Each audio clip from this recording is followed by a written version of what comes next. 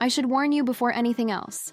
I, a beautiful blonde Russian woman with shiny hair and a very dramatic relationship with food, never expected my life to be hijacked by a Filipino dish called adobo. Not in a million years. I always thought the most dangerous thing that could ever happen to me in the kitchen was accidentally burning instant noodles. Apparently I was wrong.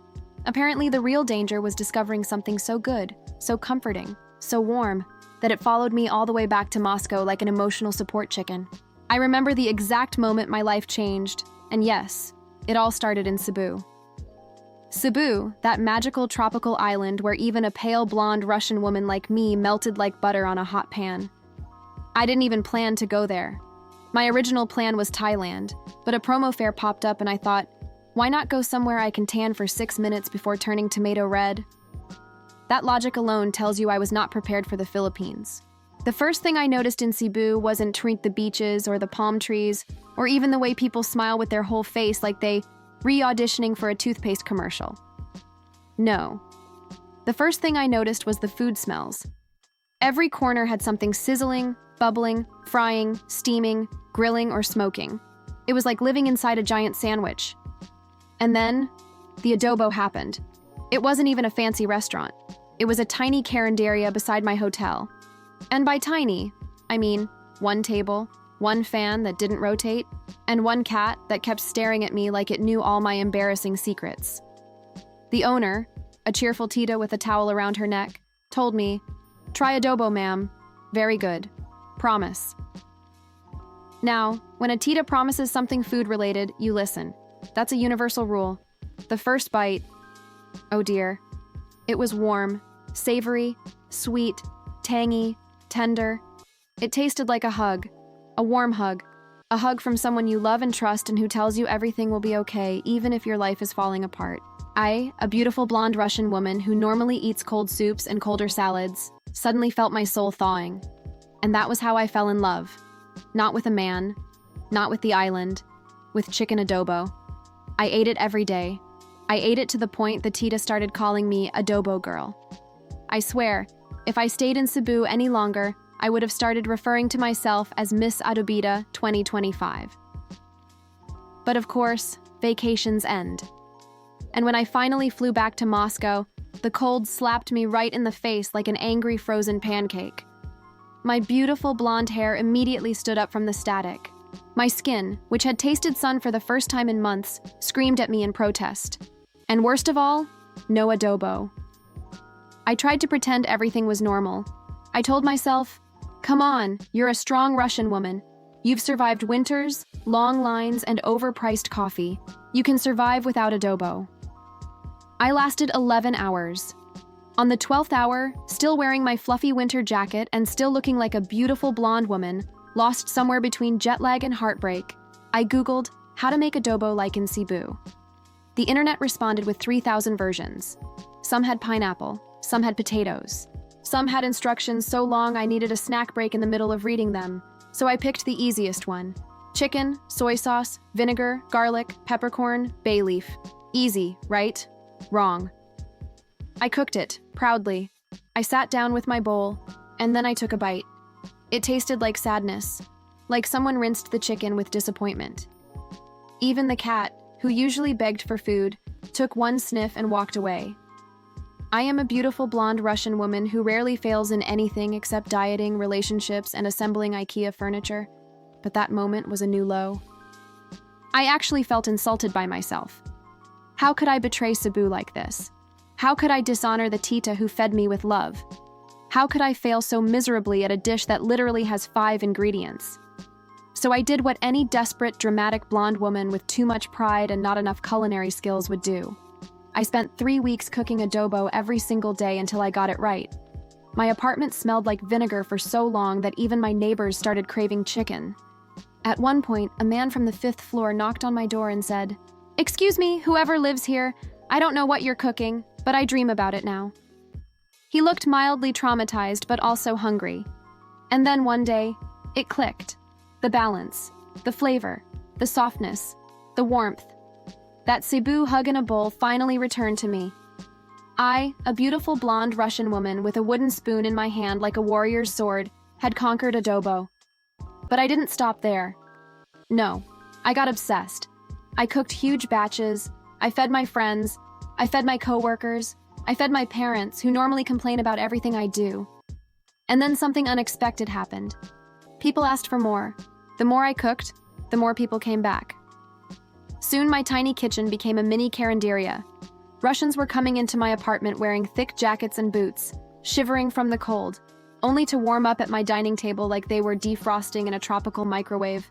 And every time someone tasted my adobo, they reacted the same way I did in Cebu. Silence, then shock, then joy.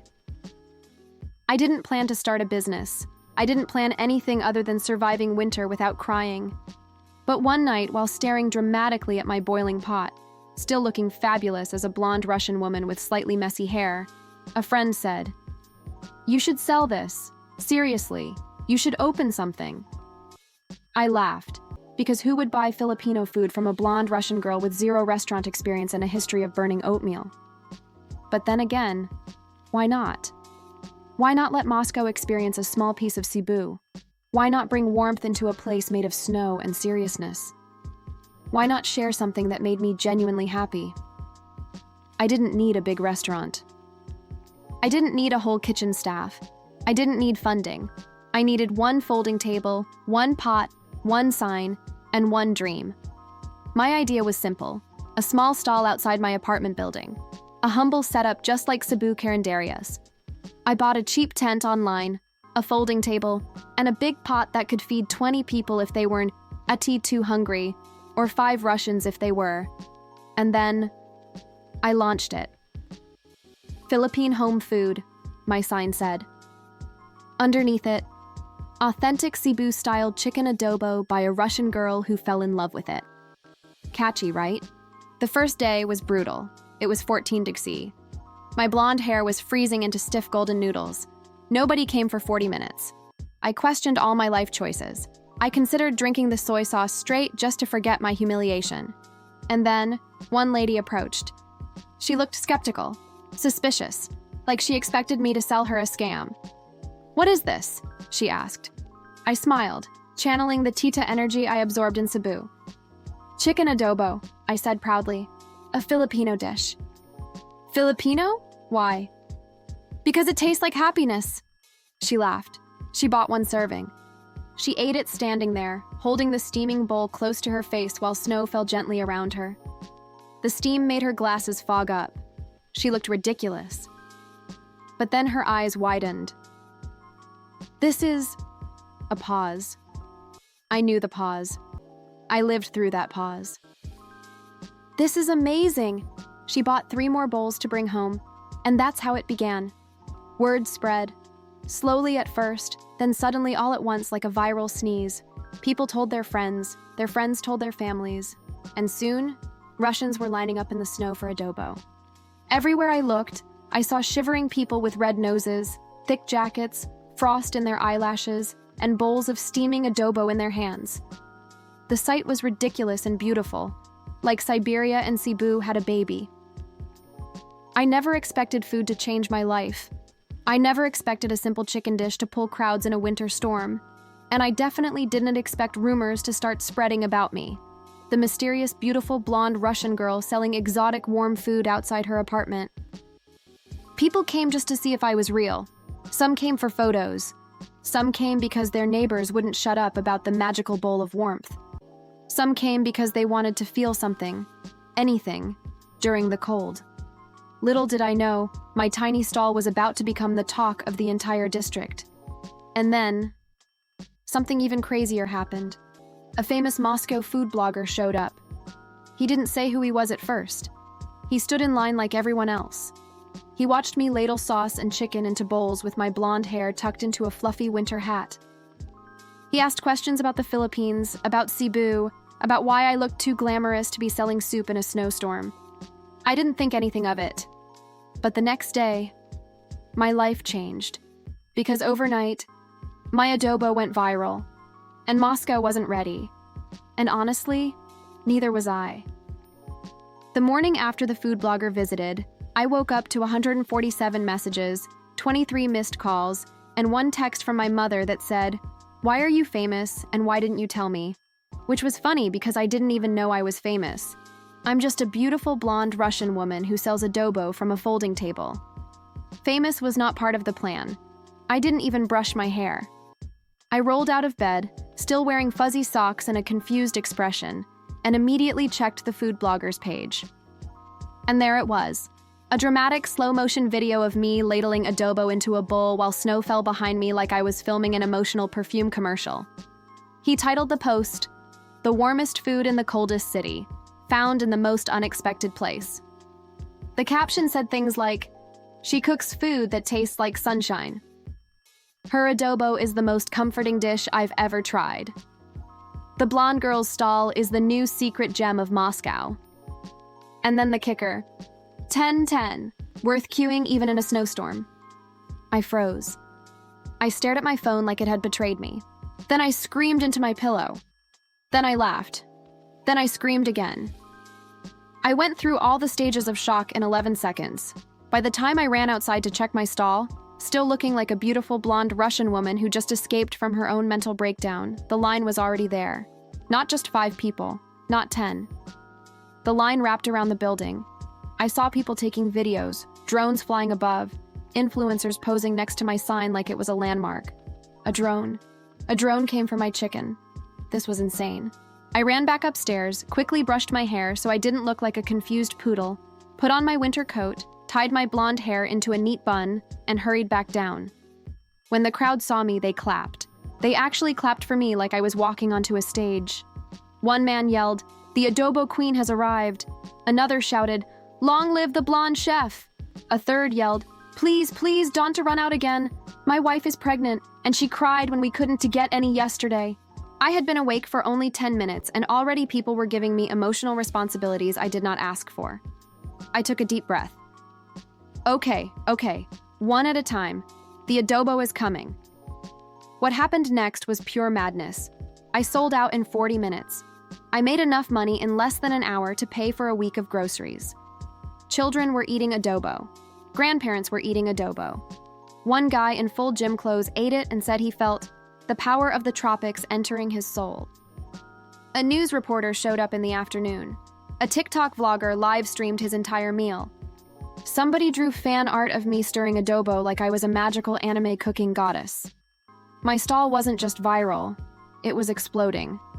But when something grows this fast, something always goes wrong. Around my 3rd day of non-stop crowds, disaster struck, literally. A man slipped on the snow and launched his entire bowl of adobo into the air like it was a tragic slow-motion scene from a food drama. It flew, it spun, it landed face first onto another man's jacket. The 2 men stared at the saucy disaster on his coat. The crowd gasped. I panicked, preparing for an argument. Instead, the man said, "It's okay, it smells amazing." And the entire crowd cheered. Russians are built different, but something far scarier happened after that. The authorities came. Not the police, thank goodness, but the district business office. A stern woman with sharp eyeliner and an expression that said she had never eaten anything joyful in her life approached me. "Are you the owner of this establishment?" she asked, staring at my folding table like it was an illegal gambling operation. I swallowed. "Yes, I'm the beautiful blonde Russian woman selling adobo. You do not have a permit for this location." I felt my stomach drop. All the warmth, humor, and excitement froze inside me. The crowd grew quiet, watching like we were in the finale of a soap opera. "But," I stammered, "I'm just a small stall." She raised a perfectly judgmental eyebrow. "A small stall that now attracts hundreds of people and blocks the sidewalk." She had a point. The sidewalk was not visible anymore. "You have 2 options," she said. "Close permanently, or register properly and move to a designated food area." Move. Register. A real stall? I had no plan for that. I had no business experience. I didn't even have a real menu. Just one dish that I somehow cooked correctly after weeks of crying in my kitchen. But then I looked at the crowd, at their eager faces, their red noses, their steaming bowls, their smiles. These people waited in freezing temperatures for something I made with my hands. And suddenly it hit me. This wasn't a burden. This wasn't trouble. This was an opportunity. I straightened my back, flipped my blonde hair with confidence, and said, "I'll register." The crowd cheered so loudly that snow fell from a roof somewhere. The next week was chaos. I filled out forms. I looked for a location. I learned more about Russian permits in 3 days than I had in my entire life. I searched for a small indoor space where people wouldn't freeze their eyebrows off while eating. After days of hunting, I found a tiny shop in a marketplace, barely the size of a bedroom, but perfect for what I needed. It had a kitchen area, a window for serving, and enough space for 4 customers at a time. It smelled like old onions and expired dreams, but nothing a mop and a miracle couldn't fix. I signed the lease. And just like that, the first Filipino food stall in my part of Moscow was born. Opening day arrived faster than I expected. I decorated the walls with simple beach photos I took in Cebu. I hung a small Philippine flag by the counter. I bought warm lights so the place felt like a cozy tropical escape. People lined up outside even before I opened. I, a beautiful blonde Russian woman wearing an apron decorated with tiny palm trees, took a deep breath, opened the window, and announced, "Welcome to Adobo House, the warmest food in Moscow." The line cheered. Cooking in a real kitchen felt magical. There was space, there was heat, there was order, there was no snow blowing into my broth. I served bowl after bowl. People filmed everything. One lady cried because she said the warmth reminded her of summer romance she never had. Around lunchtime, a group of Filipino tourists came. I froze. These were real Filipinos. The pressure tripled instantly. One man approached the window and said, "Ade, is this real adobo?" "I'm not 8, I corrected politely. "I'm a Russian blonde girl." They laughed and said, "Okay, Miss Blonde Girl, let's see if it's legit." I served them nervously. They tasted it. They looked at each other. They looked at me. Then one said, "This is actually good." And the whole group clapped for me. I almost cried into my pot. My heart felt like someone microwaved it with happiness. The popularity didn't stop.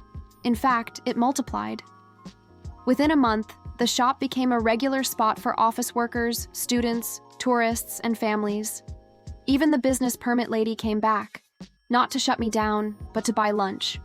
But fame has a funny way of surprising you.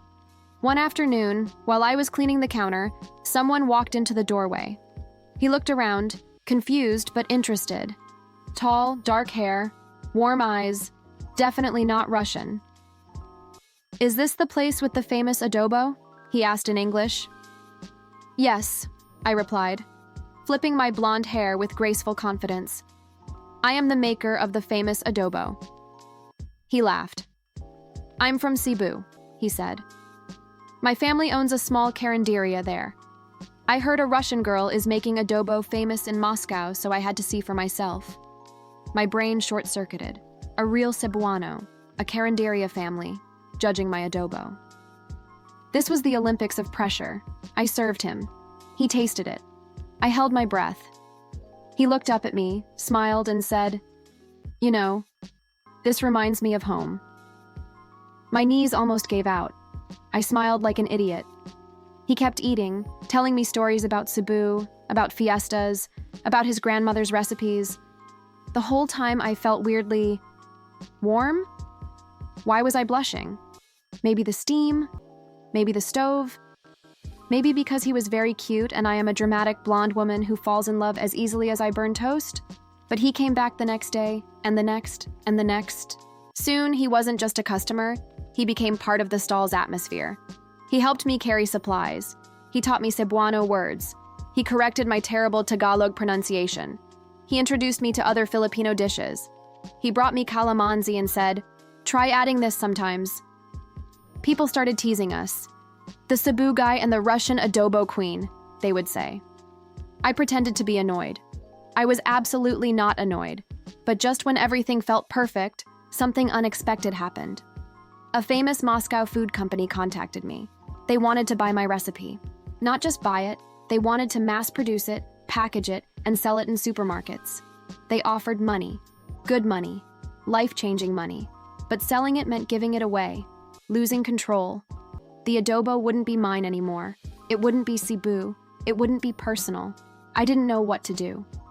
So at the end of my shift, I locked the shop, sat on a stool, stared at the pot of leftover adobo, and sighed in dramatic blonde woman fashion. The Cebu guy walked in. "Why do you look like someone stole your chicken?" I told him everything. The offer, the fame, the fear. He leaned against the counter and said something I never expected. "Do you want to be a business product?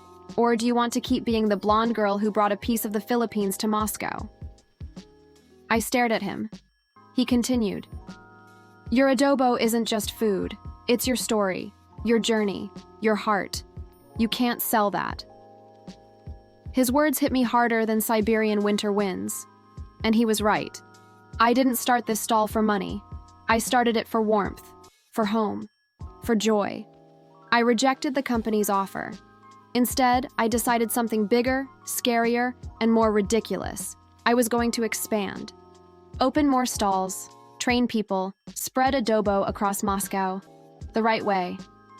But that was only the beginning, because something else was starting too. Something warm, something unexpected.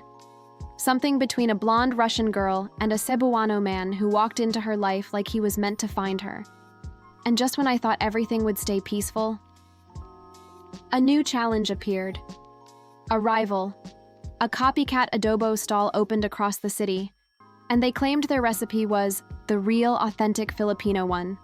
They even used my photo in their ads. War was coming. Warm, saucy, dramatic adobo war. And I was ready. Because nobody, absolutely nobody, steals adobo from a beautiful blonde Russian woman without consequences.